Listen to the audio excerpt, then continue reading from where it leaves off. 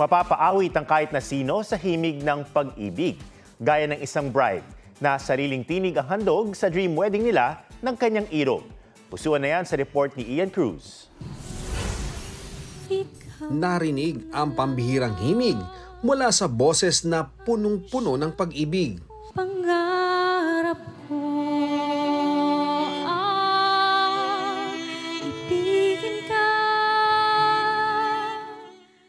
Mga luha ng pagkagalak at pasasalamat ang bumalot sa sagradong kasal dahil sa sorpresang regalo ng bride na si Cyril sa groom na si Eric. Ikaw na lang ang siyang kulang sa buhay kong ito. Ang kanilang pagmamahalan, umigting nang muli silang pagtagpuin ng tadhana matapos magkalayo ng landas, na naging katuparan nga ng isang pangarap. Pinangarap ko kasi siya talagang ibigan. Crush ko kasi siya. Wedding singer ako and music teacher. So, non-negotiable ko kapag ako ikakasal sa tamang tao, gusto ko kakantaan ko siya sa altar or while walking, going to the altar.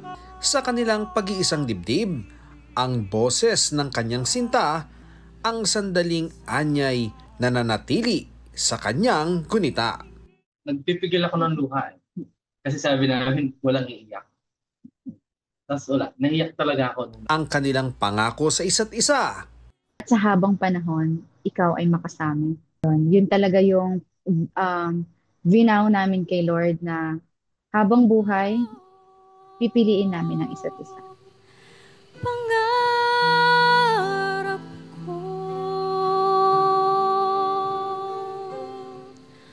ang ibigin ka. Ian Cruz nagbabalita para sa GMA Integrated News.